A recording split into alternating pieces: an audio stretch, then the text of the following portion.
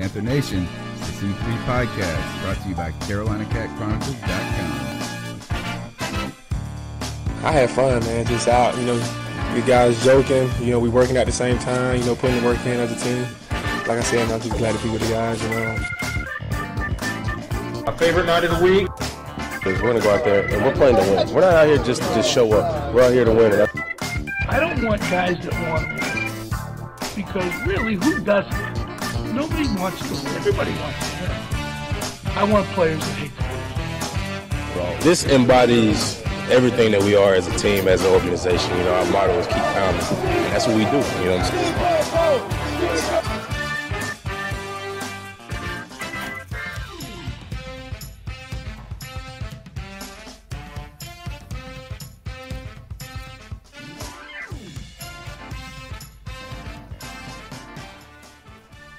What is up, Panther fans? It's your boy, the Professor, a.k.a. Tony Dunn, and this is the C3 podcast, brought to you by CarolinaCatChronicles.com, where every Tuesday night we chop up the latest Panthers news and opinions from the fan perspective, and boy, are we celebrating this evening! Decimation! Monday night decimation. That's right. The Panthers come to life in all forms and fashions, and I've come to life tonight after a rocky start. A rocky technological start, and I'm here with my buddies. Joe Riolano from the Low Country. What is up, my friend? Tony. I am riding and flying high. We got a big win last night. We let the nation know this Panthers team is one to be reckoned with, and I'm so glad that we are here to talk about it. Word up. That's Joe Riolano. You can follow him at Joe Riolano on Twitter. He's bringing you the South Carolina perspective, and then we're bringing you all the way out. I've always been a fan of East Coast rap, but this is my boy from the West Coast, but he originally... you a New Yorker. Down and deep, ain't you, Panther Nasty, ain't you?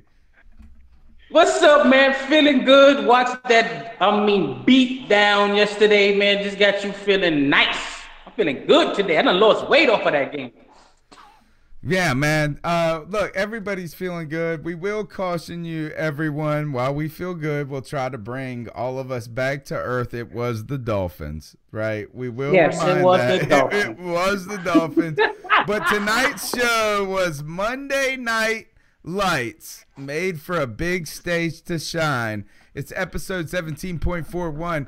This is the #1 Panthers podcast, bringing it to you each and every week, where we chop up the latest Panthers news and opinions from the fan perspective. You can follow us at cat_chronicles on Twitter. You can visit our website, CarolinaCatChronicles.com, and we hope that you start participating on the Cat Calls line. The number is 252-228-5098. We got some great calls tonight where we're going to feature Panther Nation and their voice. We're going to talk about all the greatest things there is.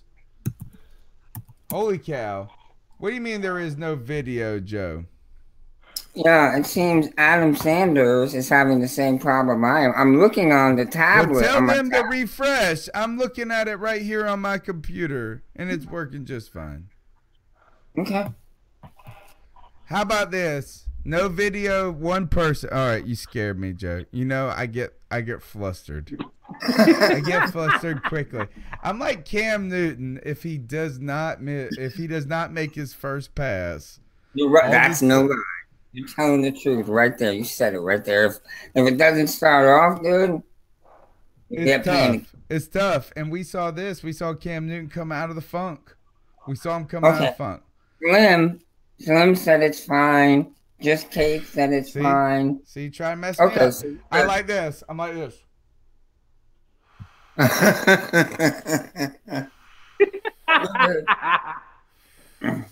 That's how I am going into podcast. My boy. All right, so guys, the Panthers, and we'll talk about how you can support the website and all. You can do all that later. We got to talk about this. The Panthers. Panthers. They're 7-3. There are some warts on this team. And they're apparent. I know that Panther fans don't like to talk about the things that ain't great on this team, but this team is good. And this team comes out and they did what they needed to do. They go out on Monday night where, well, obviously Cam Newton has not struggled on Monday night, but it feels like in the primetime spotlight at times the Panthers have found ways to disappoint. But they go out there, they take care of business. Willie, tell me, I mean, like, where you feeling right now? I mean, like, no Kelvin Benjamin, the run game all of a sudden comes to life. What did you see Monday night, last night? It was just last night. Tell us what you saw. Well, last night, you figure the first game, okay, we had 137 yards, this without Benjamin. And we was real diverse in the run game. We ran a lot of different guys in the run game. But this last game, I guess the coaches must have been right, man. They had to have been right because we just ran it, and we had a lot of success running the ball, and it must have having more speed on the field, obviously. But besides, we got to give some credit to the O-line because they've been balling, but having more speed on the field definitely helped open up the run game. Why do you think we were able to do that? Like, where did that come from? Is that we have not – I mean, it's one thing to be able to run the ball a little bit, but we ran the ball for like 200 yards. Now, right. I mean, just subtract Cam Newton's 70 yards, which should have been 90 to the house. He should have housed it. He should have housed right. it. I was saying, come on, baby. Come on. I wanted that mug to fall down. I wanted something – a quarterback taking it 90 yards to the house would have been the most awesome things ever. But I'll settle for 70. But take out that run and you still had a rather effective offensive running attack. Where did it come from?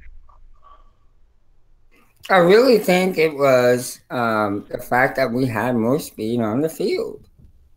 I think they had to respect the potential for us to go deep. And then when we started hitting our receivers and started getting, start racking up some yak yards after catch, they had to back off. So what are your thoughts on catch? Because, they were going to get beat.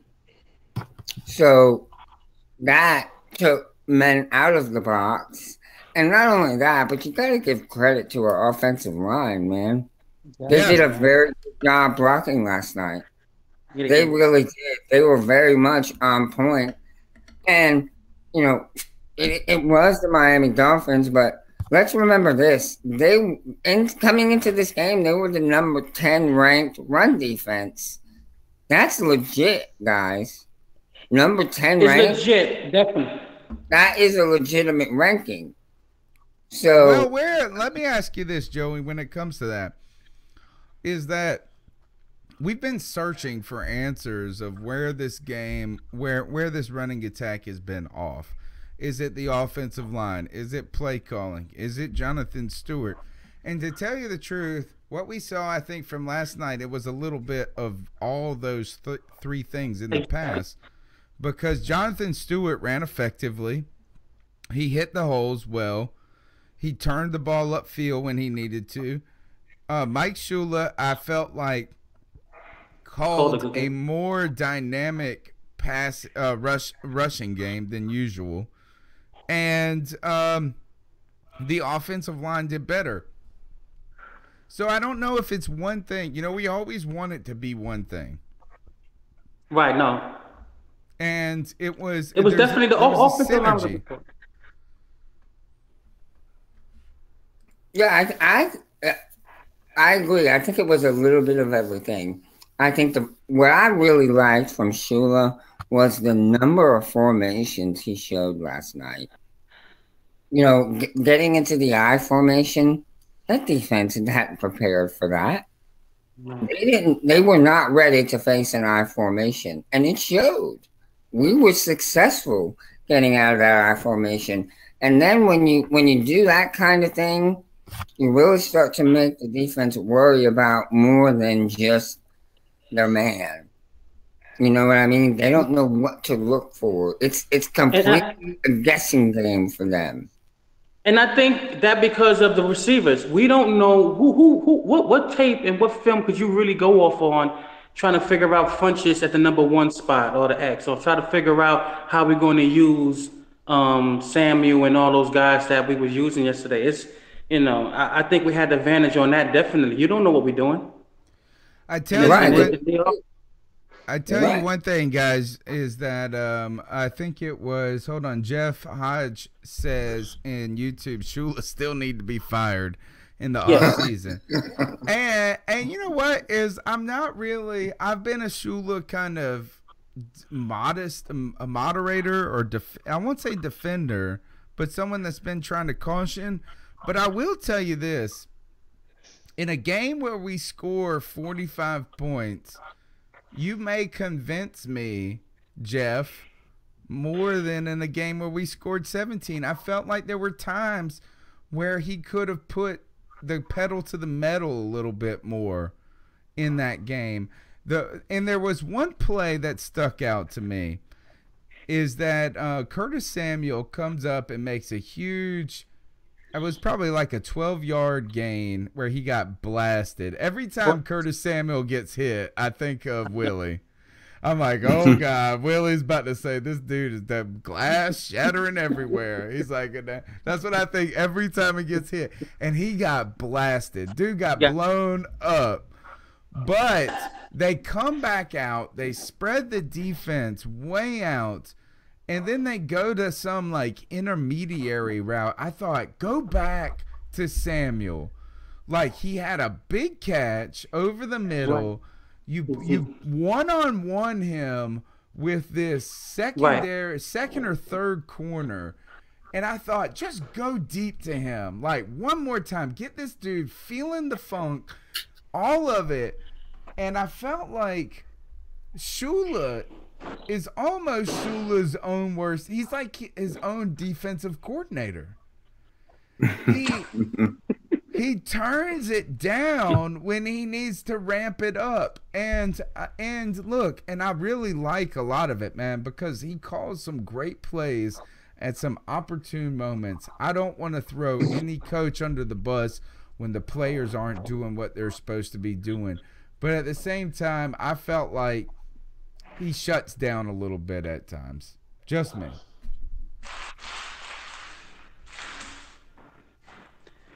I think he called a good game. Shula, man. I like how he ran the ball this time. He wasn't trying to fool himself. We used most of the guys right. They're on my camera now. We used the guys right, and for me, yeah, it was definitely a good called game this time around. But I do get what you're saying. You see the hot hand. You see a Samuel all hyped up. That was a good time to, probably try to hit him up again on another big play. Joe, the defense. We've talked about this. Let's move on because, we're going to come back to this offense because, look. We will. Cam Newton. There's still a lot to talk about on offense. He threw 4 touchdowns. There's a ton to talk about. Where we're going now that Curtis Samuel is hurt and some other things. Drops. We got to talk about the drops. We got to talk about that. But Shepard, I don't want this offense to I don't want 45 points to overshadow what the defense created. And that is, for 2 weeks in a row, the offense has tried to has had trouble getting going. And the defense has created turnovers for the first time in, what are we in, week 10? Yeah, this was week 10. Yeah, so we're talking about weeks 1 through 7. The defense, actually 2 through 7, the defense did not create any turnovers, and the Panthers' offense had sputtered. The run game was terrible. But 2 weeks in a row, we've had the Panthers' offense create turnovers within the last 2 minutes of the first half. And not only have these turnovers just been straight turnovers, but they have put the Panthers offense in a position to get some momentum. where they then capitalized. Last week it was a Mike Adams interception. This week it was a Luke Kuechly interception. This defense, while Joe and I don't believe it's the best Panthers defense ever, they are the reason the Panthers are 7-3. What did you see that this defense did in this game that you're excited about? Really, strangely enough, it's something we didn't do. What I'm most excited about is how well the team played defensively, and we didn't get a sack. That's crazy. Is it not? Blue It is. Bajou just said that. He said defense is overrated, no pass rush, questionable secondary, elite quarterbacks will pick this apart. We did this without a sack. The defense played well. They are trash on offense. There weren't any sacks, but we still managed to get pressure. We just never fully got to the quarterback. Right. What was up with Peppers being so pissed? Why was Pepper? Can anybody explain? I got to go back and watch that. Peppers was mad. I don't know. Did you? I didn't see what set him off. I couldn't tell what set him off. He got to the quarterback. I think he thought that he got a sack, and then it wasn't given to him. There was something that went down late in that game. Yeah. Did you notice that Julius Peppers? Did you notice that? Well, first, Slim J says this: Peppers is the best pass rusher. Yes. Clearly. And he's also the best pass rusher in the history of football. But I know we can argue about it. But right. To me, he is. And his D is as giant as they come. Sorry, to me. But, so you can debate about the others. Nonsense. But my point is this, is that, well, first, Peppers is the man, and Short is the man, and Addison has played better. Addison is the man, too. He has played a lot better. He's getting better as an all-around force. Right. But we didn't have a sack. This defensive line does not swarm, and I felt like we held Peppers back. We did not put Peppers into the second half. For me, Carolina going into this game is number 2 in the league in sacks. Carolina also has faced some top quarterbacks in Tom Brady, Drew Brees, and, you want to say Carson Wentz, you want to say Matt Ryan. So to say that Carolina is going to get picked on or picked apart by elite quarterbacks and that we don't get sacks is false. We didn't get sacks in the last game, but sacks ain't the biggest thing. It's what you do on third downs, it's turnovers, and getting to the quarterback. That's what's important also, not just sacks. Yeah, you got to have all of it. You know what I'm saying? We had 60. What did we have, Willie, in 2013? Didn't we have 62 sacks or some crazy mess like that? It was 60. 60. So yes. You have to have a little of all. You need to get 40 sacks. You need to get turnovers, and I think third down percentage in this case is just getting off the field helps so much. Let's look at this. Luke Kuechly is a freaking wild man. A damn wild man. Did you see him in the third quarter? He comes up and somebody made a big tackle and he was trying to celebrate with somebody. And he was just flailing his arms. I was like, what's wrong with Luke Kuechly? I was like, stop doing it. Stop doing it. They're going to put you in the concussion protocol, bro. Right, you're getting concussion. That's what I was worried about, man. I was like, stop doing that nonsense. He was out of his mind. He's the best football player ever. I'm going to tell you, who is smarter than Luke Kuechly? The way he read offenses is absolutely amazing, man. You know what? Is that I would say normally if you said that about a player, it would annoy me. Right? Is that I'd be all right, yeah, they're all good at football. But you're right. You were so right. I mean, I get so sick of the announcers being like, he's just calling out the play. He's calling out the play. He knows what's happening. You're like, no, he doesn't. He's trying. He's doing what he's – no, yes, he does. Dude, he's like Professor X. It's crazy, man. It's crazy. He needs a Luke Kuechly needs a wheelchair and a bald head, man. He's like Professor X out there. He's already there. He's gonna put that helmet on his head. You know what is though? I tell you one thing is that well, first of all, he went out. That interception was crazy. Insane. Man. They said that they didn't think he could get to it. I tell you what, Cutler sucks. Is that part of it is because Cutler sucks? Nah, man, that was Luke. He read that play like he played for the Dolphins. You would think that we just got Luke Kuechly from the Dolphins last week. That's how well he knew the play. Well, I want to ask you guys about this. Is that Kiko Alonso? That dude is straight trash. He's terrible. And is he a linebacker?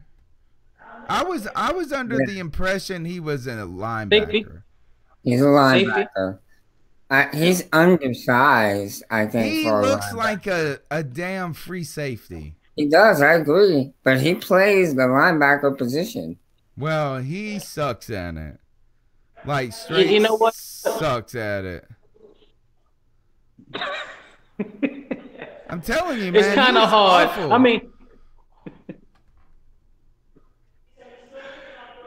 the way CMC, the way McCaffrey made him look, I mean, you know, it's dangerous. You don't want to see McCaffrey in space like you. When he catch the ball, you at least want 2-3 guys there. For you to be the only one guy there, it's just bad luck, man. I know. I mean, I get that one-on-one, but like, I mean, first of all, when I'm going, are you a safety or a linebacker and you're beside Christian McCaffrey? That's something scary right there. You know what I'm saying? Like, yeah, it is. Like, you should look like a damn defensive end beside Christian McCaffrey. And then, second, I just keep going back to this crap about how, like,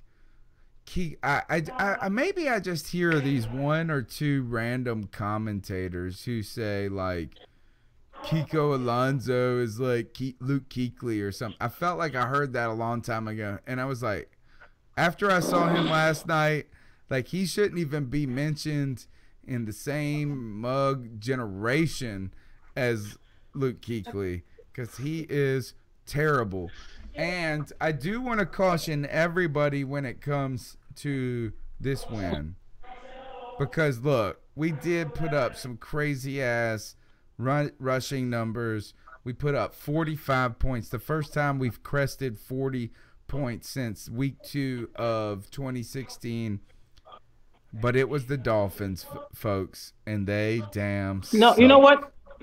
I'm going to be honest. I think that this was a statement game.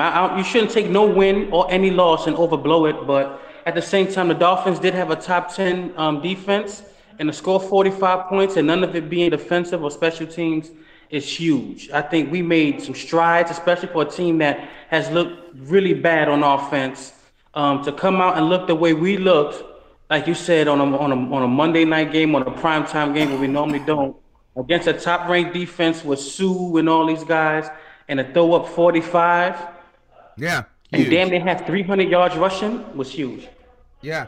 I mean, we were right there on the cusp of breaking a franchise record in rushing yards, which is to say a lot. So let's shift back to this. Let's shift back to the offense because, look, defense did what they needed to do. They didn't get any sacks. They caused the turnover, and while they gave up a little points, it was all at the end when it was all cushion and padding. It was garbage. Right. Yeah. So, I mean, for real, I think you chalk up 13 points that the defense allowed in this game. The other, whatever, maybe even 11. You know what I'm saying? Like, is that the last... Right. 21, I don't feel like it was ever that close. So let's go back to this offense. Look, Kelvin Benjamin's been traded away. And That was good. and then all of a sudden, the Panthers offense seemingly comes to life. Devin Funchess pulls in 2 touchdowns, 95 yards. Curtis Samuel, 5 catches, 42 yards, was really looking good until he got hurt. Yep. Christian McCaffrey dazzled in a pass game that was really a run attack. You know what I'm saying? Like, is that, I mean, I know that they were all receptions, but I looked at every single one of the, like a half of those passes as like just running plays. You know, is that they're dumped off, their screens. Just wrong handoffs. That's all they are. Yeah, exactly. But things came to life. Joe, speak on Devin Funchess, because I think that's where we need to give some real attention to. I think, and I'm going to go ahead and say this. I'm sorry, Devin. I am sorry, because I said that you weren't good. I said you were soft. I said your favorite food was salad. And you know what? You kind of look like you could become a great player in front of my eyes. Yeah, I think. Oh, go ahead, Willie. Go ahead. No, go ahead, Joey. I'm listening. I was gonna say that I think he's getting ready to come into his own. He was always kind of the odd man out when Benjamin was there, because it was Benjamin or it was Olsen or we were handing the ball off. That's really what it was. But now Funchess is going to have his chance to really be the main target. And then, he'll share that duty when we do get Olsen back. But I think he's going to benefit and really show out now that he is the main man. Number one, he's the number one receiver. We saw his potential last night. He looked a lot faster than I remember. He looked smooth, Joey. He looked smooth. Very, very, very smooth. He made nice grabs. His routes were crisp. I thought he did an excellent job. He finally looked like this, is that he was a 6'5" receiver that weighed about 235. Right. Or 230. I mean, he looked tall. His arms, dude, are so long. They're ridiculous. And what I would say is I still don't think we use him correctly, to be honest. The only thing that made me not yell and scream at the play call was that my boy Cameron Artis-Payne got a touchdown on the play. Because they handed the ball off at like 9 yards deep, and I thought, man, this is why can't we run a fade to the pylon? We got a 6'5" receiver who has arms as long as damn grapevines, and 38-inch vertical. Yeah, exactly. The mug can jump out the damn gym, and you don't run him to the pylon. I don't understand. And you have a quarterback that likes to throw it high. Jesus Christ. What is the problem? But then Cap ran a touchdown. And I was like, all right, well, you know what? Cap is awesome. I've been trying to tell you all that.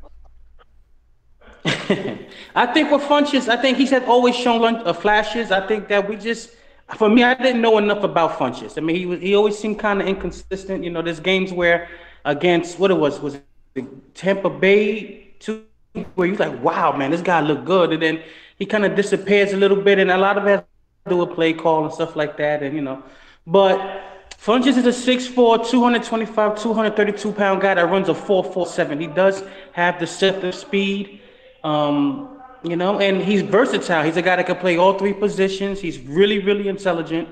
And he's versatile. He brings that diversity to this offense that this team has with Curtis Samuel and, Christian McCaffrey and Cam. This is a real diverse team with Olsen, and you could put on the outside and all that. We look dangerous, man, when it's clicking. And Joey, one thing that this trade of Kelvin Benjamin seemingly has highlighted right away, and we talked about this, addition by subtraction, and we're not trying to dump on Kelvin Benjamin, or at least I'm not. The point that I'm trying to is that what P Nasty said is that Funchess, you didn't see a lot of him, and when you did see him, it was inconsistent. But it's very difficult to ask a player to go out there and you've got 4 plays. You got 4 plays, Right? And you better show us that you're the man on these 4 plays. I felt like we were actually doing that to Curtis Samuel a little bit, and what you saw was this is your guy, this is your role. Every play that we call that we want to go to you may or may not go to you. It may not go well. You may have an error. You may be great. I think it's something that I have been concerned about with this coaching staff, where they're like, here are your 3 plays. Do something. Yeah, Right. and if you don't, you're done. And I think that we've invested. Now we're saying this, and even the coaching staff has said that. Is like, Funchess is going to be this guy. Samuel is going to be this guy. I know he's hurt now. But what Willie was saying, Joey, is that you saw some things, but you didn't get a lot of tape. Right. Yeah. I don't think he warned any kind of hate or anything like that, or, no one can sit there and say they know exactly how good Funchess is. It's just, that's premature. But he's shown flashes. He's big. He got long arms. He's athletic. He's smart. And he's faster than you think he is. And he's shown that.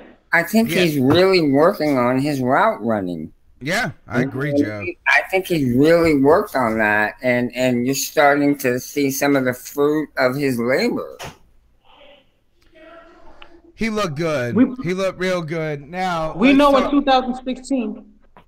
Go ahead. 2016 in training camp, Funchess was murderizing. What happened? Yeah. Right. It just didn't work out in the season, but he has shown some kind of promise, though. Right. He did. He was the MVP of a training camp in 2016. But it never showed up during the regular season. And now I think we're getting to see that. Like I said, with Benjamin there, he wasn't one of Cam's first options. And it was tough to put him out on the field. Again, I think I don't want to be one of those people, Joe, where it's like, I told you so. But I told you so. And that is, it just turns out it's not that Kelvin Benjamin was good or bad, or Devin Funchess was good or bad. When you put them both out on the field at the same time, it just limits kind of what you can do offensively. And we've seen, that's obvious. And Funchess is better at what Benjamin did. He's better than Benjamin at so many things. I mean, it's just that simple. I mean, it's really, I hate to say it, is I'm not trying to knock on Benjamin, but the very fact is this: Devin Funchess runs after the ball, after he catches the ball. Right. It's that simple. I mean, like, Benjamin is a guy that he's going to get you whatever you got. Like, I mean, Cam Newton's going to put it in his hand, he'll catch it, he's going to fall down, and you're going to get 12 yards. But what we saw with Funchess is he threw the same pass, and he got 25 yards out of it. And so it was a duplication of talent. I've said it 100 times on this podcast. It's not a knock on Kelvin Benjamin, but we are better right now with Funchess at that number 1, and then giving the opportunity some other guys. But the problem is this: Curtis Samuel, guys, goes down with an ankle injury. First, before we talk about the injury, when he got hit in the face with the football, with the touchdown, did you think that was a drop, or did you give him a pass? That's a drop, and I was mad as hell. You don't even know what words I used. He got hit in the face. He got right in the face with the football. I know Dude. that defender getting his hand up in the air kind of, interfered with his line of sight. That's exactly what I thought, Joe. I was like, even man, have it was funny. I hands laughed at it. I felt like he wasn't even ready to catch the ball. Like, I know the hand was in the way, but it didn't completely obstruct his view. Man. I think that first, Willie is probably right, Joey. But I'm trying to give my man, you know what I'm saying? Because you're rooting for your guys. And, that's kind of my guy. I mean, that hand was right. It was right in the face. It was like this. Look at the camera. Oh, you guys can't see it. The camera on the YouTube. It was like that. I mean, I felt like the ball was coming in, and it really was. His hand was right in his vision. But it did hit him right in the freaking throat. Right. It's right in the face, man. Why don't you at least have your hands there ready to grab the ball? You know what I'm saying? I was pissed he had a visor. Because I was hoping it would be like, was that movie The Replacements? You guys remember The Replacements? Yeah. Where it got stuck? Yeah. Right, where it got stuck in the helmet. Right. Yeah. That's what I needed. Curtis Samuel was in the past. He was about to show out, fellas. He was. Like I mentioned earlier, going into halftime, he was our leading receiver. Yeah, and Cam didn't do him no favors. I like this. Cam left him out to dry one time where he got that 1st and 10, and he got my man killed. And Cam and my favorite part was Cam comes up smiling and he's happy. He's like, we got the 1st down, and like poor Curtis Samuel's like, shit, man. Like, I got up on that mess. And like Cam's like, I felt like this. I was having these conversations with myself. You know what I'm saying? Like, I was like, so I was thinking Cam was like, yeah, we got that 1st down. Oh yeah. And then Curtis Samuel's like, dang, you left me out to dry. And then I was like, Cam was probably like, well, you guys left me out to dry for the last 5 years. I know, right? So like, shut up, little man, and get that 1st down, brother. Like, that's how I felt about it. But he was showing out. The Panthers offense was looking good, and then he gets hurt. Guys, it turns out Curtis Samuel is going to have surgery on his ankle, ligament damage. Yeah. Willie, we'll turn it to you because you have said he's glass. Yes. And his poor ankle did get turned like 2 directions wrong. Yeah. Right. Now, he's made out of glass. Don't get me wrong. I mean, I gotta say this much about Samuel. I gotta say this much. I think that's being too hard on him. He made grown man plays the time he played. When that game against Atlanta, where he was able to catch that ball and stay in bounds. I mean, keep his feet in bounds. Oh, that was huge. That play. Huge. That was grown man football. When he caught that ball for 23 yards and got cracked and held onto the ball and got back, sprung up and did the 1st down mark, Samuel looked like he could be dangerous. He really do. That 4.31 speed, that confidence. I got one problem though. He has as many injuries as he has receptions this year. Every 2 minutes. He's hurt, man. Goodness gracious. Now, I wish he didn't get hurt, and now he's out for the season. I hope he's able to come back from it and maintain his speed. But, man, he was showing a lot of promise, though. Yeah, that was a nasty injury. And I have to say this. After the drop, I thought, oh, well, now he's playing hurt because he dropped the ball. But then I watched the replay from when they showed you the other side of the other field, and then you could see that ankle got jacked up. Yeah. It was. That was a I nasty, nasty sprain. Yeah, it's like you don't want to don't basically all the injury concerns about him we should just say like happened before this game. Because what he did Yeah. in this game, like I mean, he put his body out there. Yeah, he did. Let's not act like he didn't do, and I tweeted this early on in the game is like one thing's for sure, Samuel's gonna need an ice bath after this. You know what I'm saying? Like he was just getting, poor boy was just getting lit up, but he was doing it. He was doing what he needed to do. He did, like you said. There's been some moments in some earlier weeks, Willie, where he has done that. Where one time he got the ball and it was like he was on the sideline, and you're like, this dude's out of bounds, and he turned it up for 10 yards. And and it's not like that all of a sudden he's going to be the greatest player ever. But you saw a little something, and you saw a little playmaker in him, and it was nice to see that in this game. And it was unfortunate to see him go down because and so seriously. So what do we do now? Look, we've traded away We've traded away Kelvin Benjamin. Thank you. And now the guy that we thought was going to settle into the number 2 role is hurt.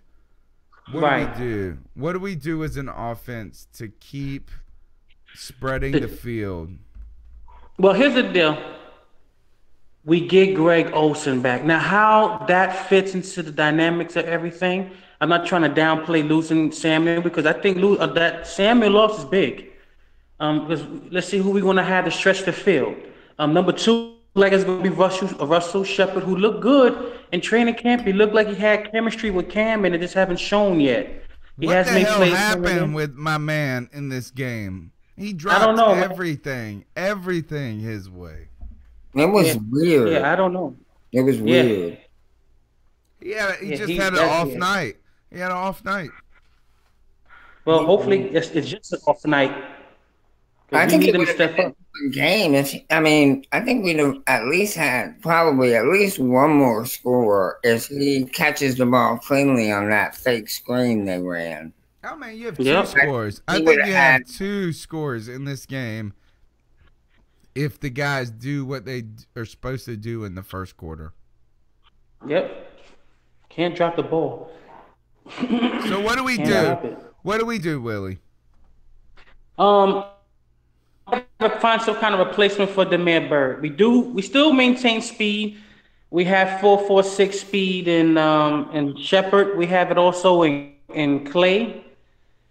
Oh, I do feel like Greg Olsen back. A lot of guys on the outside because they're going to double team Olsen. I think we're fine. I think getting Olsen back makes a huge difference. We get an actual real weapon. Not an option, a weapon. And I think that makes a big difference. Joe, how do you feel about that? Because the one thing that worries me is that, look, I mean, it's not a worry as much as I was in that first half, maybe the first 3 quarters. I was so excited that Samuel was going to be that guy.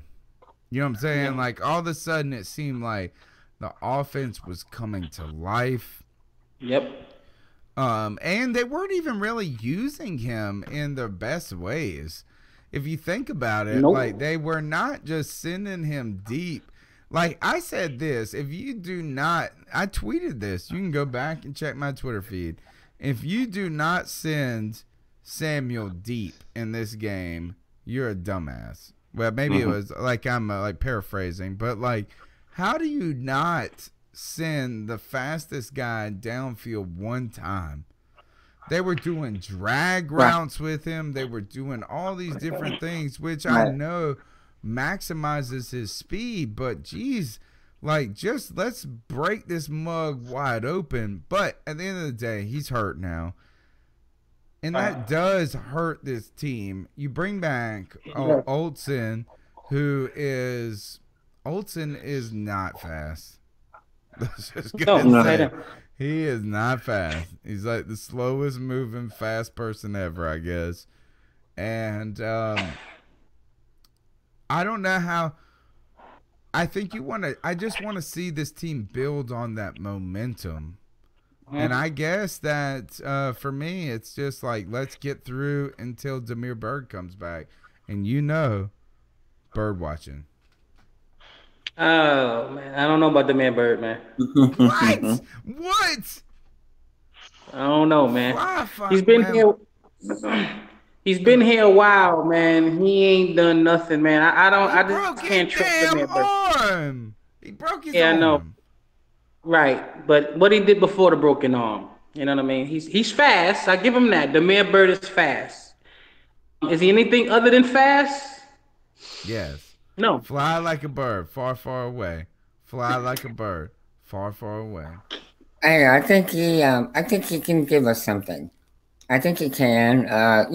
When he was when he got hurt, he made a good play against the Everybody Pats. is with Willie, by the way, in the chat room. So Yeah. mad. Yeah. Go ahead, Joe. Sorry. Bird is fast. I give it to him. He talks like he's about 10 years old. Yeah, well, he also looks like he's about 15, but he's got wheels, man, and that's what we need. Somebody with wheels. We need someone to make plays. Yeah, he can. He just hasn't been given a fair chance. That's it. I think he'll do it. I don't think I'm hoping I'm wrong, man. Joey said we won't get like, him back until week 13. I don't think. I think Curtis Samuel made more plays in the little bit of time he been here since Bird. And but Curtis Samuel they forced it. They forced it, man. No. That's their dude. The way Curtis made, I got to give Curtis Blue that much. He made plays, even though. Nope. So, Disagree because that's like saying that damn McCaffrey has made more plays than Cameron Artis Payne, my boy. That's right. Because I'm gonna tell you this is that Cameron Artis Payne ain't been given no damn opportunity, and my man has crushed it, just damn crushed it. So let's go to this. Cameron Artis Payne, fellas. Am I over the top in my love?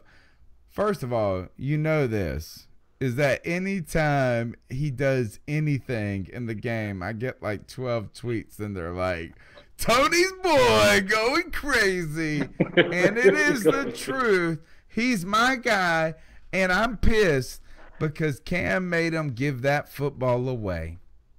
And he should have made we had to give it to a little kid. Screw that. He should have gave it to me.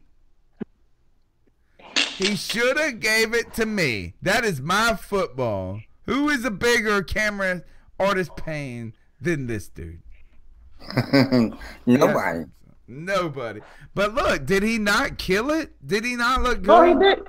Yeah, he do. He's funny. He always make plays when he's playing. I think they just hate his guts. He always makes plays when he's playing. Holy shit. Yeah. The only thing is, I think the team just hate his guts. I don't know whether his feet stink. I don't know whether he borrowed money from people and don't pay them back. I don't know what it is with Cameron Artis Payne, but they just seem not they don't like him much, man. He is awesome, dude, and he slept with Rivera's daughter. That is my theory. It could have been, man. Totally a theory. Totally a theory, so you can sue me. Don't sue me, actually, Ron Rivera. That would be a douchebag move if you sued me. But, I mean, his feet stank. I mean, Jesus Christ. The dude pulls off a 9-yard touchdown run. He looks great. Yeah. Always do. Always do. Does. Cameron Artis always produce. Just simple. Yeah. He produces when he plays. Joey, am I wrong?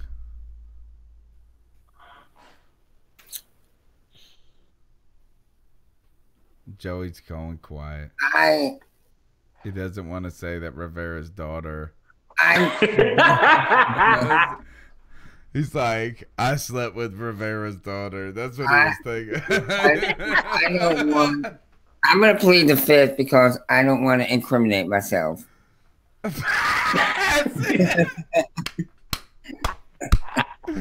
Exactly. All right. So Cap looks great as usual, and I'm gonna tell you, all you jokers that tried to say some bullshit like you didn't see it before. I've been telling you, dude is legit. He's just legit. I mean, he's just straight legit. Anything else we want to talk about? I did have one other thing. So Cap, I felt like we've got Cap under control. Anything else in this game that stood out to you guys?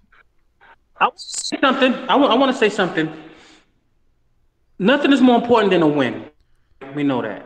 Whether it's ugly, whether it's how it looks, nothing's more important than a win. But in this game, we needed more than that. We needed to see this offense do something. We didn't want a game where we beat them 17-13. Mm-hmm. We needed a game where this offense shows some life because the Saints are legit.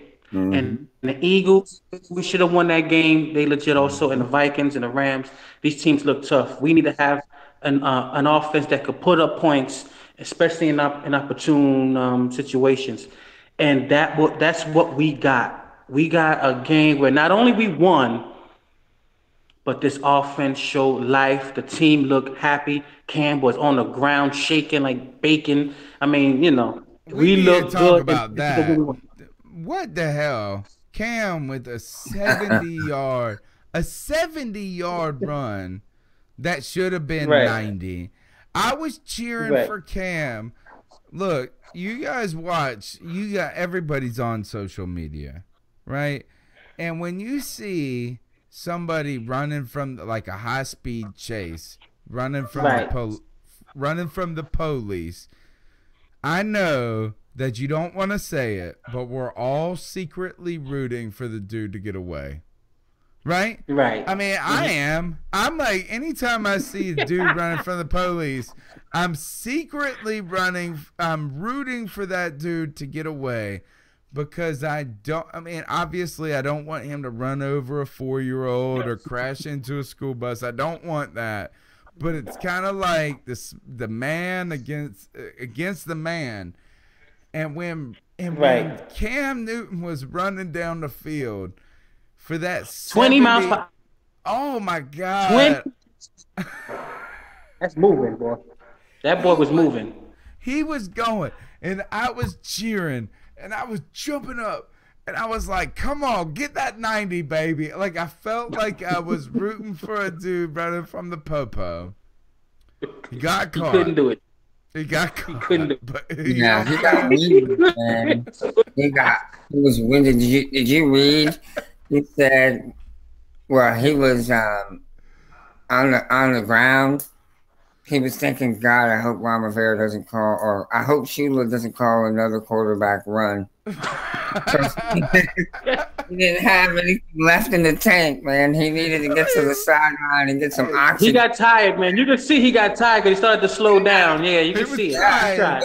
My man was trying hard as hell, and you know what? Is that we're gonna be hard on him. We're gonna be like, "Come on, Cam, you got to get that last bit." But that was the same type of play. Do you remember Pep?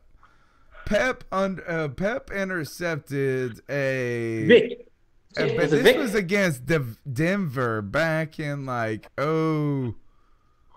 this must have been like 06 or something. I don't remember where it was. It was in Denver, and he ran it from like the 3 to like the 10, and that mug was running.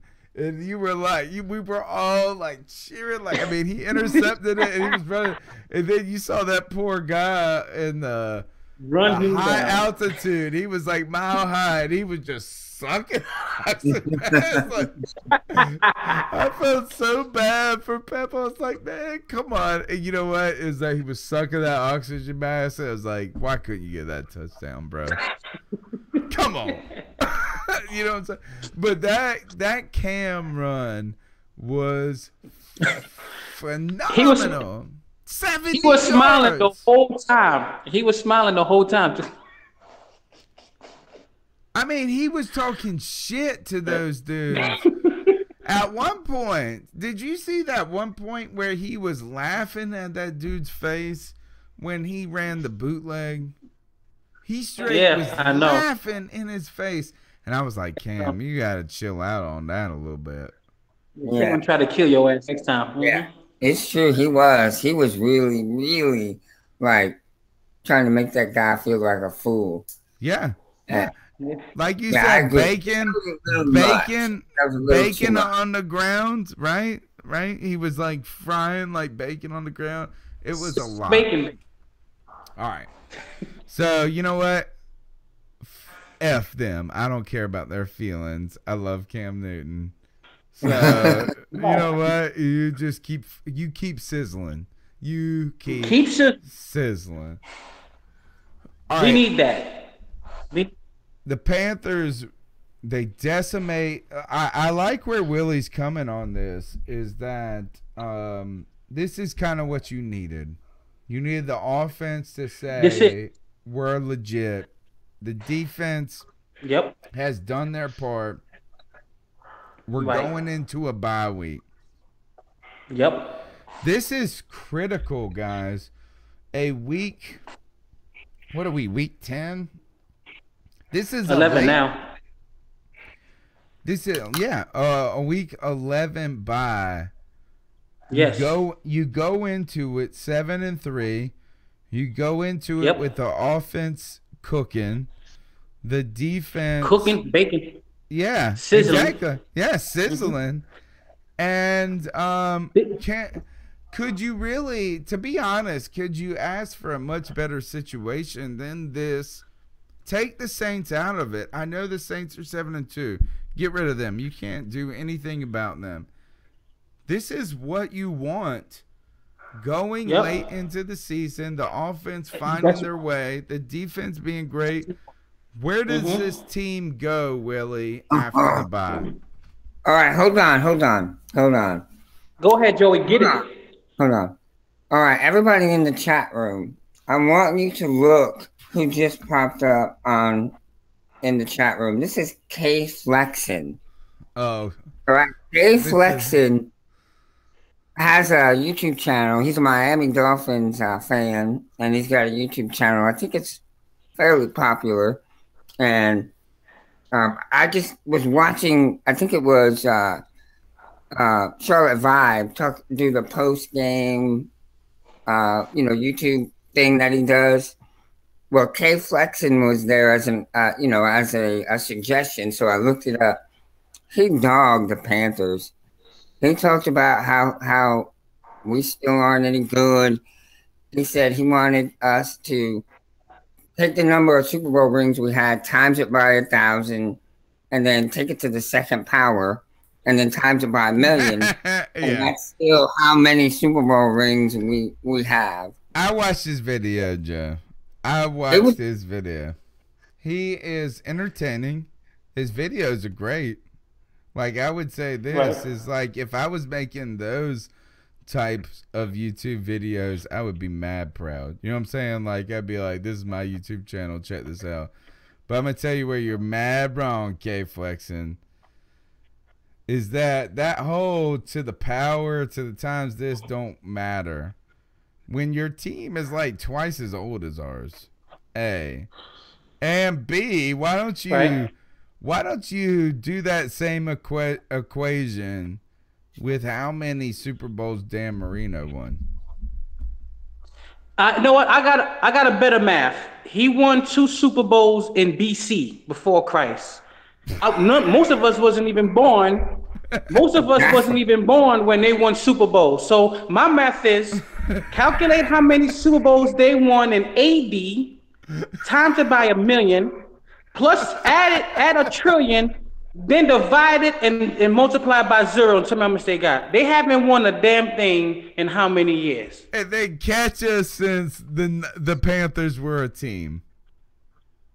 Yes, exactly. I mean, that's the point. You cannot reference shit that happened before the Carolina Panthers. They won exactly 40 years ago. And look, I Right. have no problem with what he said about, the Panthers being sorry. When he started talking about Super Bowls, that's where I was like, wait. You're taking claim for these 2 Super Bowl rings when they won them when you were not even a fan, probably not even alive when they won these Super Bowls. His parents probably wasn't even born. And then he turns around His parents said, probably wasn't even born. he said, well, you went to the Super Bowl and lost to the Patriots, which is in our division. And I said, God. so now you're trying to take some shine from a team in your division? I was like, my man, he said this is our division beat you, even though we haven't made the playoffs in 25 years. Right. Well, that's he's gonna take shine last year, but they've not been relevant since the early 80s. Dolphins. The best they were was with Wannstedt and homeboy from the Jets, that quarterback. Hey, the last time the Dolphins was worth a that damn. Was not bad. He wasn't bad. He was like he was just an okay quarterback from the Jets. White dude. Right. Hey, and look, I'll say this. I will say this. I invited him into the chat room. I didn't think he'd come, but he showed up. Good so for I him. give him credit for that. I Y'all will give him team credit. Sucks. I'm gonna go ahead and tell you this. Hey, the last time the Dolphins was worth a damn, mullets was in style. That's right. That's right. That's exactly right. I will. Let me give K Flexin some props though, because I enjoyed his video. I did watch his video, and I want people to check it out. He was right. Look, he got it. Chad Pennington. He just wrote it. That's right. Chad Pennington wasn't that bad. It wasn't even his quarterback that came from the Jets. Yeah, where K Flexin was right is he said this. He said, I don't even like the players on this team. Right. He was talking about his own players, and that's fine. Like, I mean, I get it, and I would be that way too. We've been there. That's how I feel. Like, is that like he didn't? He said, I don't even want to root for these guys. He wanted to root for his team. He was not being a sellout on his team, but he was like, Kiko Alonso, these are my words. I said it earlier in the show. Dude just sucks. Straight sucks. And my man, and he was realizing it on his channel. So everybody check out K Flexin IN. It's K Flex IN. Right, K, capital F, capital L, E, capital X, IN on YouTube. Yeah, he's fun. It was fun, and I understand, bro. I don't understand as bad as you understand. Right, we haven't been that bad, but I get it. We decimated y'all, mugs. All right, so let's shift to this, guys, because it is getting sort of late. We still have a ton of cat calls to get to. Our Ice Up picks. Where the Panthers go? You're going into a bye week. You know, you're a half game back against the hottest team in the NFL, Joey, and the New Orleans Saints. We do have an opportunity to redeem ourselves. We play each of our division foes one more time. Yep, one more again. Yeah, I think you got to get healthy. Take this week, you got this bye week. Use it. Take full advantage of it. Get as much treatment in for the guys that you're able to. And stay sharp, stay in your playbook, stay focused, and then you got to come out. I think we play the Jets right away in week 12, and they've been playing tough all year. We got to come out and have a good showing against them. I think it's very important for us to come out of this bye and get a win. Ron Rivera is notorious for I don't know. He does something that these guys aren't focused and ready when they get off of a week where they've had, a full week of rest. They just come back flat. So I think it's vital for us to come back and play well against the Jets. And then after that, is it Minnesota or Green Bay? I think it's I think we played the Saints week 13, right? Oh, yeah, that's right. It's the 3rd, December 3rd. It's my birthday, actually. We do play the Saints.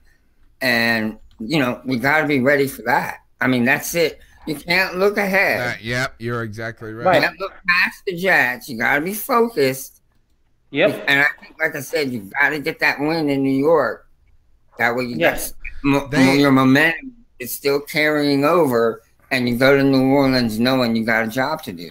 Joe, they asked Steve Wilkes about that. They said, how do you feel about the Saints and the Jets? And he said that he was entirely looking to the Jets over the bye, and that he knew the Saints well enough because you play them twice.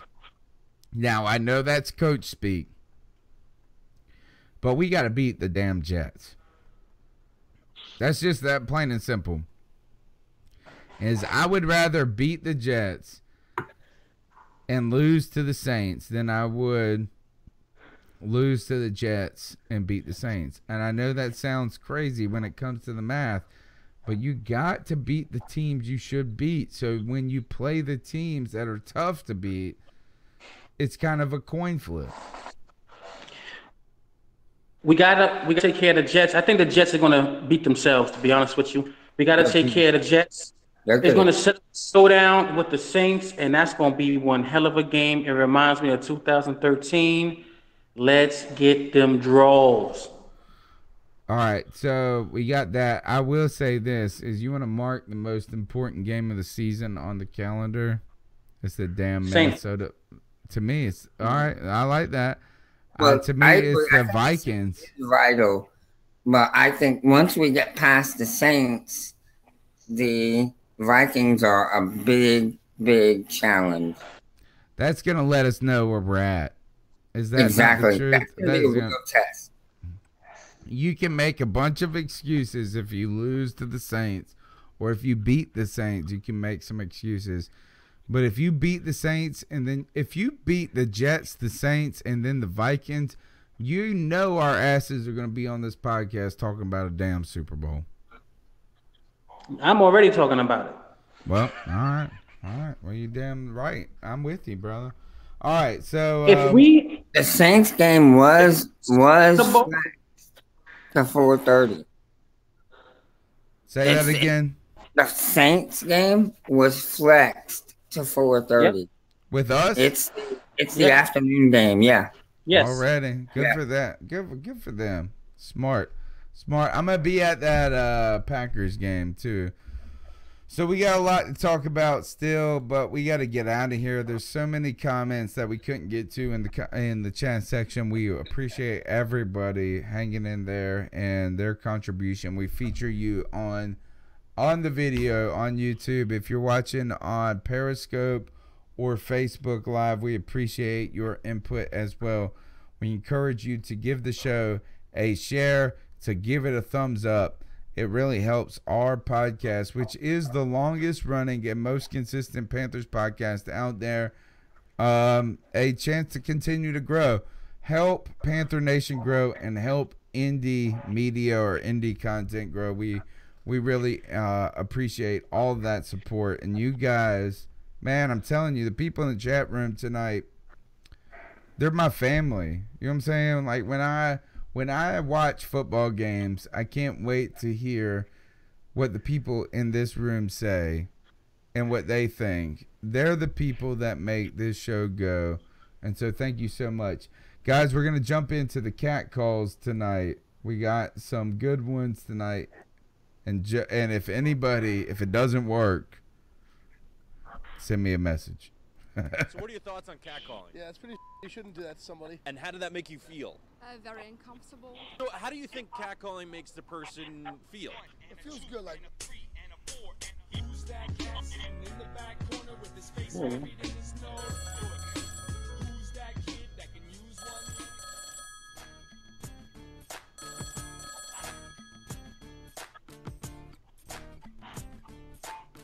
Hey, you guys, this is Lynn L-I-N-N, Shelnut, S-H-E-L-N-U-T-T, from LaGrange, Georgia, L-A-G-R-A-N-G-E, Georgia, G-E-O-R-G-I.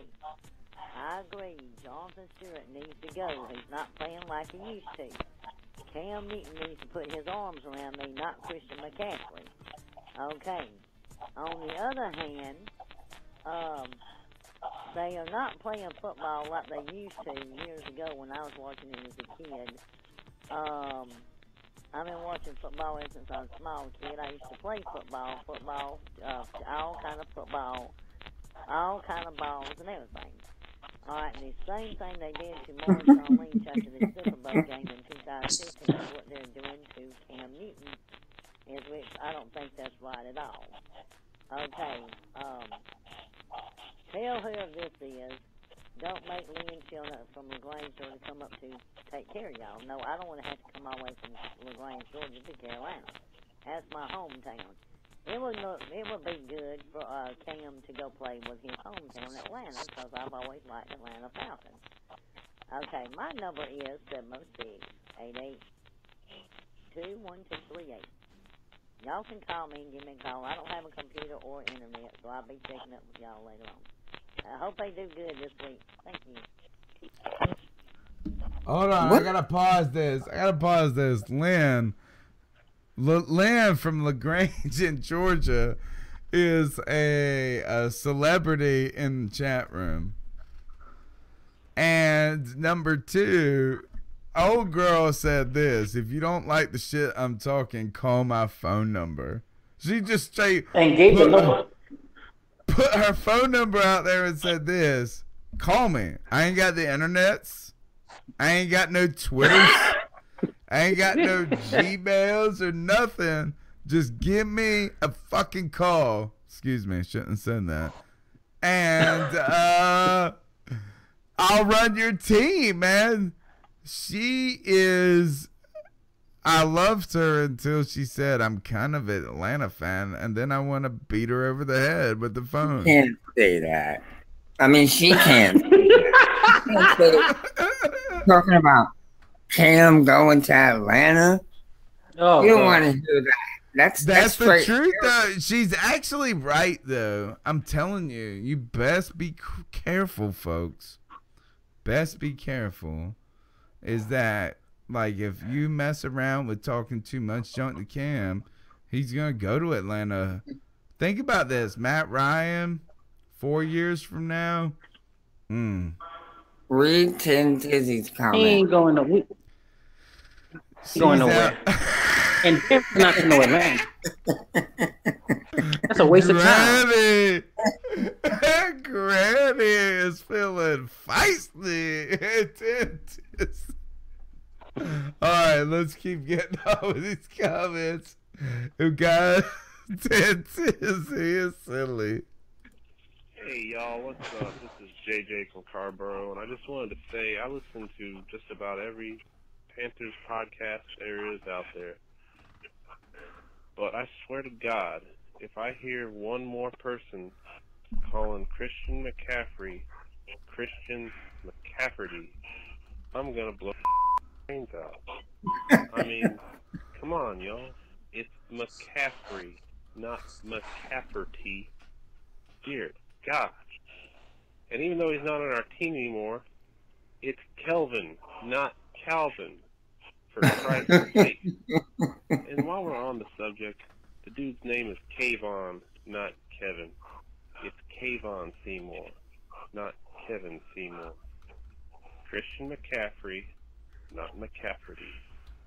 Kelvin Benjamin, not Calvin. And Kayvon, I'm gonna take your job, Darryl Worley Seymour. I'm out. Well, thank you for the clarification. That's good.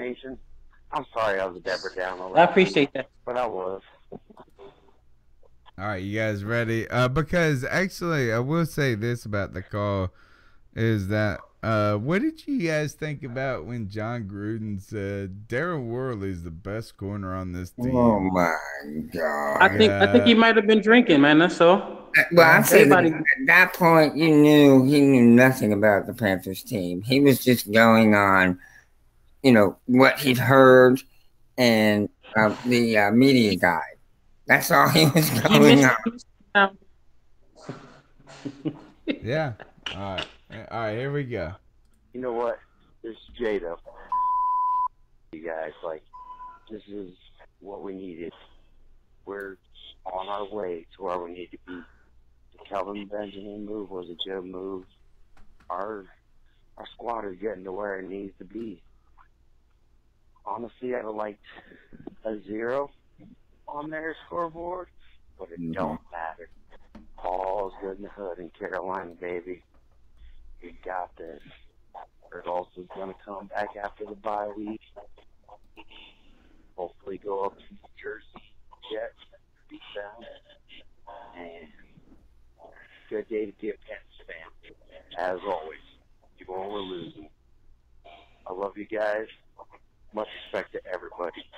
Thank you all for being part of Panther Nation. And this is Jada Bob. Y'all have a good one.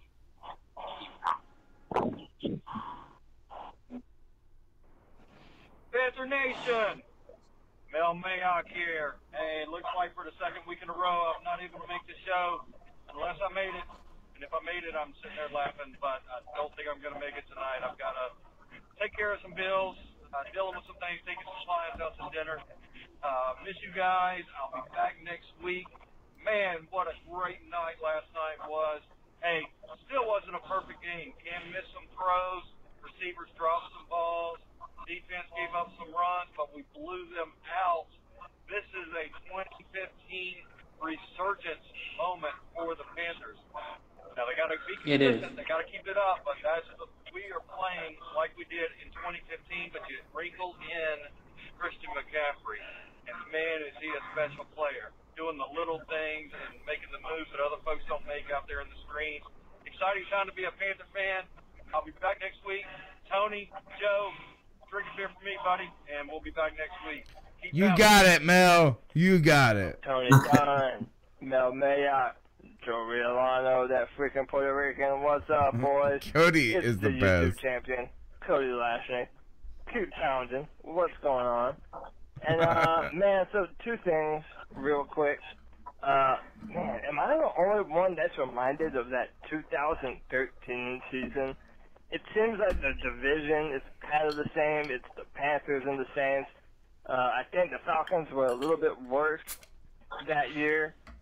Man, this division, I honestly believe we're the best division in football right now.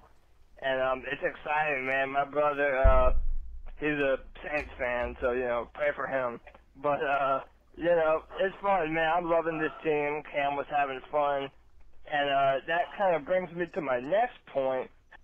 I really do think that the Kelvin Benjamin trade was addition by subtraction. I really think we're spreading the ball around in a better way. I think Devin Funchess is the guy. I think he's the same build as Kelvin, but he's more athletic. And I think that now we're spreading the ball. Oh, yes! Panther Nation, Oh, it's your boy, again. Bobby Jurassic, I'm back.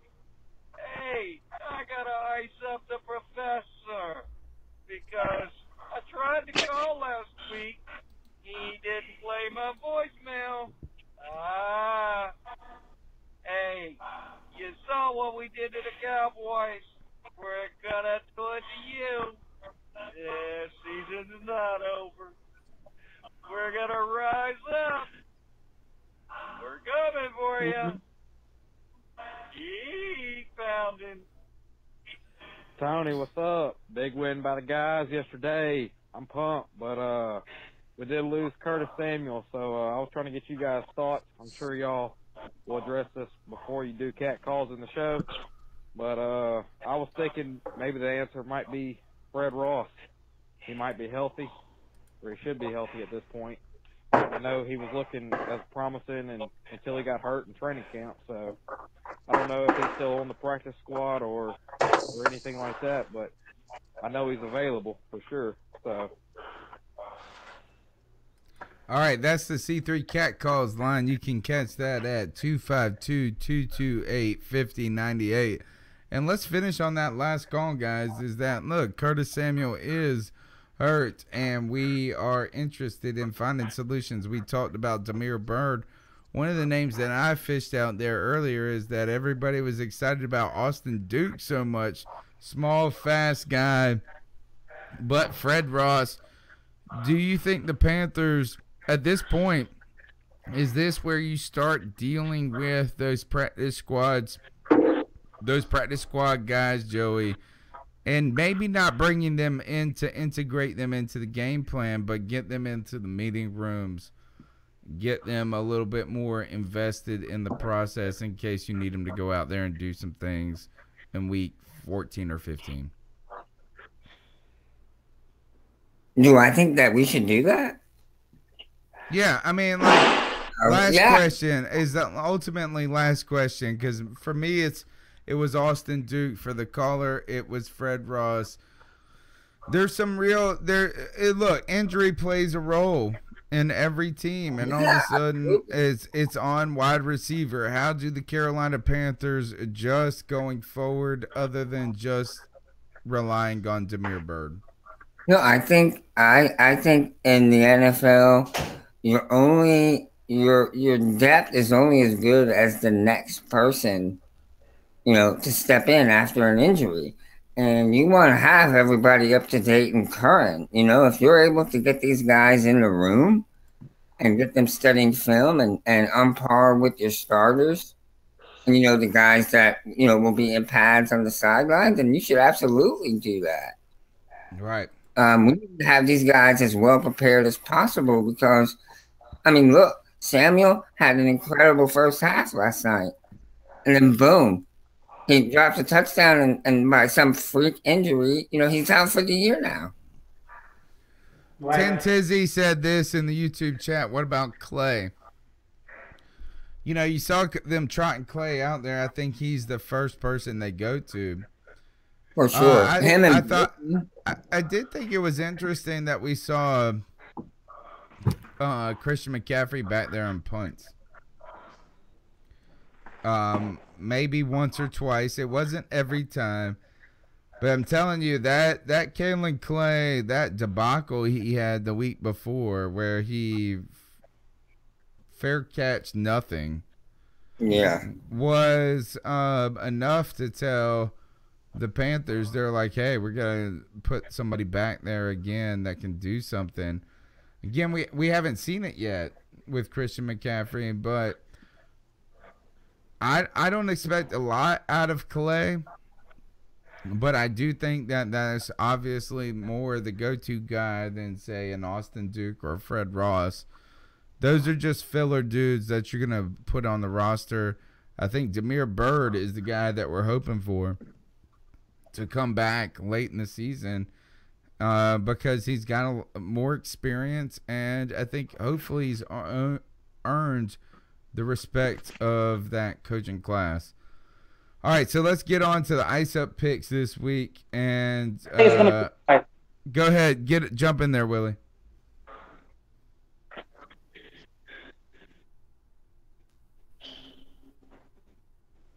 Ice up picks. All right, I got one. I'll go ahead while you think about it. All right. Oh, no, I got one. All right, so Willie, you may have to get out of here. I don't know what your schedule is. So, Willie, you go ahead first. You tell me what your ice-up pick is. My ice-up pick is Darryl Worley. Stop complaining about playing time. Your team is 7-3. The defense is ranked number 1. You get playing time by making plays. You don't get playing time by talking to the media. I like Worley. I like how he plays. I like his physicality. He's normally real good against the run, but there is some things that Worley has to clean up. Don't complain about Seymour. Just go out there and make plays. So that's what my ice-up pick is. What made you? I'm just curious about this. What made you select that? Because you don't want people constantly crying on a team, especially a team that's winning. You don't need that in the locker room. You don't need someone complaining to the media about playing time. Man, just go in there and just make plays. Has it been about playing time? Because, and I'm not questioning that part because I have seen it prior to this. He's kind of whiny about fans talking shit to him. And yeah, like, he's been whining about that too. You gotta whine. I mean, I understand that like you have your competitor and you don't want like to back down. I get that. But I've seen him as sensitive. So what has he said? So he said some things about playing time too. Yeah, he said that it's hard to get into a rhythm when you only out there X amount of snaps, and him having to come out is kind of doing more damage than good. Oh, That's but yeah, he needs to shut the F up on that because like we're trying to find the rhythm of him stopping shit still. Right. You know what I'm saying? I'll tell you this, man. I'll tell you this. When I saw him, other than the stupid bonehead penalty he got last night, I thought he played well. He was in there when he was in there. But you have to do it consistently. And I think that's been he's been very inconsistent. He has the skills. I just think he has a confidence issue. And on the other hand, if you're going to be on Twitter and you're going to talk and you're going to put yourself out there, you got to be ready to accept some criticism when things don't go well. You gotta not do that shit. That. You know what? If you're a professional like that, you need to pay somebody to run your Twitter and it to be fake. I'm sorry. Like, I love Daryl Worley for being real, for keeping it real. You know what I'm saying? Like, because we're going to be the ones that, like, and actually I have not done this yet. So good for me is I haven't embedded any of his tweets or screenshotted them as he cried and complained, as Panther fans talk shit to him, because I've been one of those people. But, like, you have to just realize you getting paid mad loot compared to us. You got to separate. You got to get a PR person in there. And, I mean, even if it's your mama. I'd have my grandma run my Twitter account. Hey, that shit would be clean as fuck. Mike Tobert's got his mama in on Twitter. She's she's the enforcer. You talk smack about Tobert, she's gonna get on you. Yeah, I'm telling you. You know that personally, Tony. I do know that personally. She come after me. She come after me. All right, Joe. What you got? You want me to go? My ice up this week is seemingly one of my favorites. It goes to the NFL owners. The NFL owners every week. Yeah, man. The NFL owners are the reason I'm icing them up is because they're doing themselves dirty. Jerry Jones is the only one who sees it for what it really is, okay? They're getting ready. They're working on a contract for Roger Goodell that's going to pay him like $50 million annually. Okay? Annually. For a job that he's doing that is not all that good. Numbers are down. I think they've really poorly handled several disciplinary actions. They've handled them really poorly, and he gets to determine, all the disciplinary actions. I think that it's right for Jerry to say, "Hey, slow your roll." The reason I say that is, if he should be paid based on performance. And he is not. They're trying to give him this money. Let's see him earn this money. And Jerry's got it right. And I say this to the NFL owners: if you don't pay Goodell what he wants, where's he gonna go? What other league, what other pro sports league is clamoring for a commissioner that they would take Goodell to run their league? Nobody. Right. So you're giving him this money, and he has no other option but to be commissioner of the NFL. If you wanted to pay him $20 million a year, He's got nowhere else to go. He can't say, "Oh, okay, I quit. I'm going to go run the NHL." And he made So, $350,000. Yeah, he made exactly. $350,000. Right, and so don't just give in to somebody because he's been doing it for 15 years or whatever. Make sure he's out there earning the money. Don't just give it to him. And that's why I'm icing them up, because they just want him to sign the contract and that's it. So ice up, NFL owners. You got to be smarter than that, Every week, Joey is coming after the Shield every week. He's coming after the owners every week. And get him, Joey. Get him, Joe. He's like our man on the ground fighting the man. Appreciate it. All right, my ice up pick this week goes to a lot of people. And it all goes to this story. I saw this story on the New York Times that cyclist lost her job after raising the finger at Trump's motorcade. So I Googled the story and I'm like, all right, so how do you lose your job? So she flicked off the president's motorcade, which I was expecting it to be like the president was so what's the word, Joe, where you like over nothing, you know what I'm saying? Like he like small potatoes, like he wanted to get after this chick for flicking her off. But it wasn't the case. Like you see this picture of her flicking off the motorcade. You have no idea who she is. It's just a girl on a bicycle wearing a helmet. You know what I'm saying? Like, I mean, it is absolutely nothing. It does go viral because she does flick off the motorcade, but she ends up losing her job. And I am icing her up. And actually, everybody in the situation, I'm icing them up because... So it goes viral. She attaches the picture to her profile on social media. So she's like, yep, that's me. And then she goes into her workplace and says, she goes to the Human Resources Center or whatever, the department, and says, have you heard, this is the quote. She said, have you heard about the bike woman? That's what I went in. This is quote from New York Times.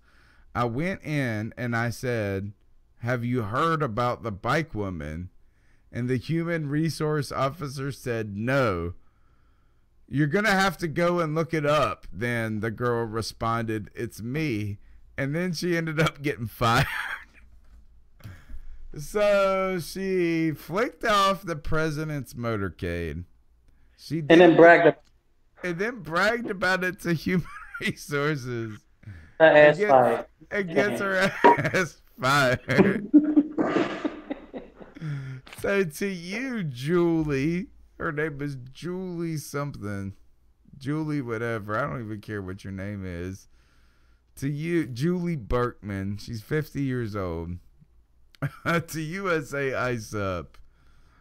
Like, I don't care what you think about anything, but you don't go to Human Resources and say this was me.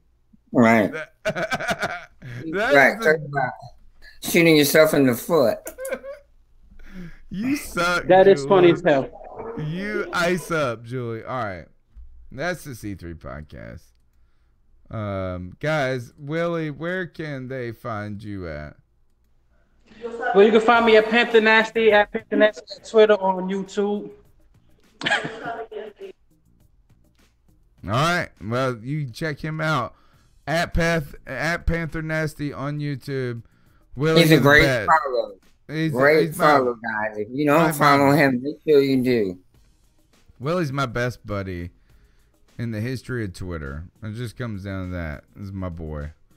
Thanks, Willie, for joining the show. We appreciate it. Joe Riolano, where can they find you at?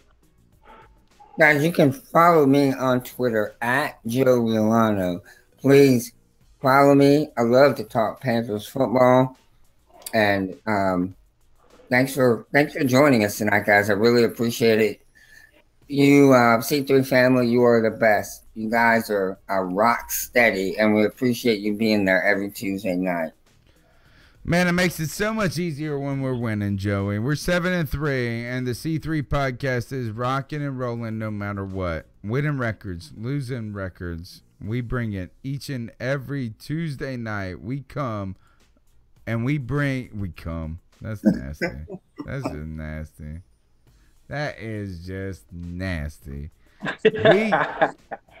We come and bring it to you, the latest Panthers news and opinions from the fan perspective. And look, you can catch us on the Cat Calls line, 252-228-5098. My name's Tony Dunn. We'll check you out next week before I make any more mistakes.